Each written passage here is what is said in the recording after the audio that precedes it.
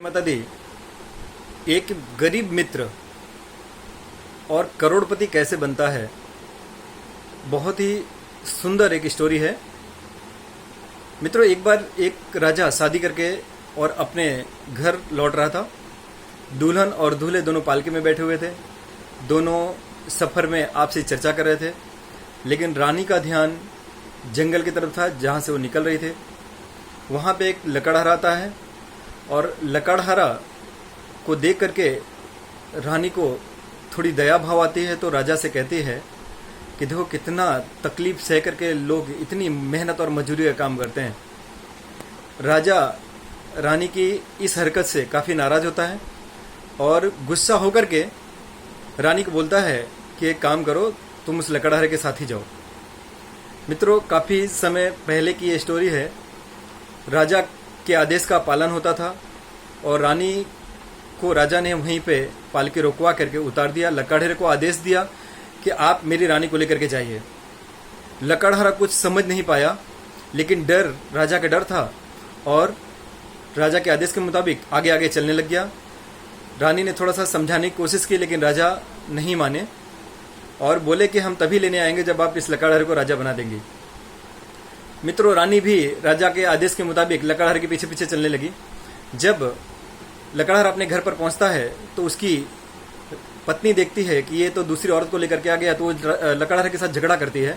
लेकिन समझदार रानी ने उन्हें समझा करके बताया कि इस तरह का हादसा मेरे साथ हुआ है, मैं कुछ दिन के लिए सिर्फ आपके साथ हूँ, मुझे रहने के लिए शरण दीजिए।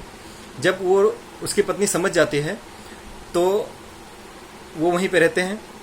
मित्रों, दूसरे तीसरे दिन जब रानी देखती है कि लकड़हारे घर में 4 बच्चों और पति पत्नी के लिए भोजन भी नहीं होता है, तो वो लकड़हारे की पत्नी से कहती है कि आज के बाद जो भी आपका पति पैसे लेकर के आएगा उसका हिसाब किताब मैं रखूंगी। मैं मेरे हिसाब से आप सबको राशन ला करके, खाना ला करके खिलाऊंगी और सारी वहीवटी मैं करूंगी।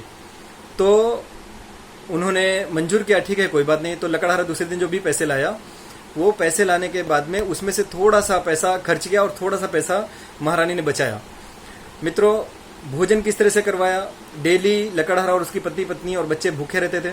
उन्होंने क्या किया, फर्स्ट क्लास चटक भटक पानी वाली दाल फर्स्ट क्लास बनाई और चारों बच्चों को थाली भर भर के वो दाल पानी वाली दिया।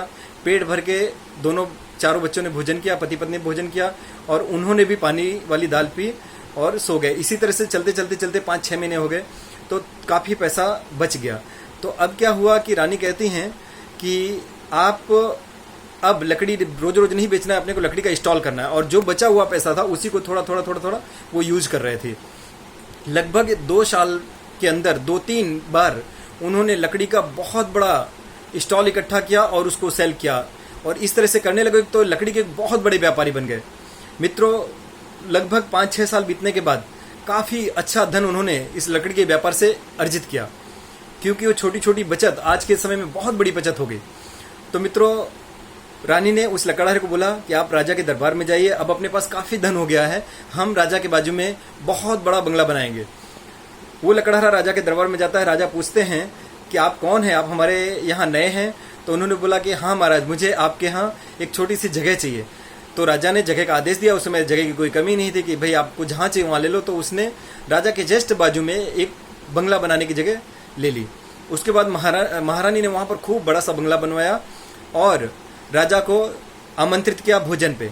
जब उस बंगले पे राजा भोजन के लिए आए तो राजा बहुत प्रसन्न हुए और उनसे सारा परिचय पूछा। तो लकड़हारे ने फिर अपना परिचय दिया कि महाराज ये बंगला हमारा नहीं आपका है। तो बोले कैसे? बोले आपकी महारानी के बचत के सिस्टम के माध्यम से ही आज मैं इतना बड़ा इंसान बन पाया हूँ और ये आपकी महारानी है। और महारानी आती हैं, महाराजा के पैर छूती हैं, प्रणाम करती हैं। महाराजा वो सब देख करके एकदम से अचंभित रह जाते कि ऐसा कैसे हो सकता है। लेकिन महाराजा शर्मिंदा थे कि उन्होंने बहुत बड़ी गलती की थी, ऐसा नहीं करना चाहिए था। लेकिन महारानी ने उन्हें बिल्कुल नाराजगी नहीं जाहिर की। महाराजा प्रसन्न होकर के रानी को अपने साथ में ले जाते हैं और फिर वहाँ पर ये सारा वृतांत राजमहल में सुनते हैं। वो लकड़हारा एक छोटी सी बचत के माध्यम से कैसे राजा बन जाता है। मित्रों, ये बचत के लिए बहुत ही सुंदर कहानी है और इसको अपने जीवन में यकीन करना। अगर कभी कोई गर्दिश आती है तो स्वादिष्ट भोजन कम खर्चे में भी तैयार हो सकता है और अगर आपके पास बहुत सारा धन है तो कम पूंजी में भी आप एक अच्छा खासा बैलेंस कर सकते हैं, अगर आपका बचत करने का नजरिया बेहतर है तो। जय माता दी, जय हिंद, वंदे मातरम।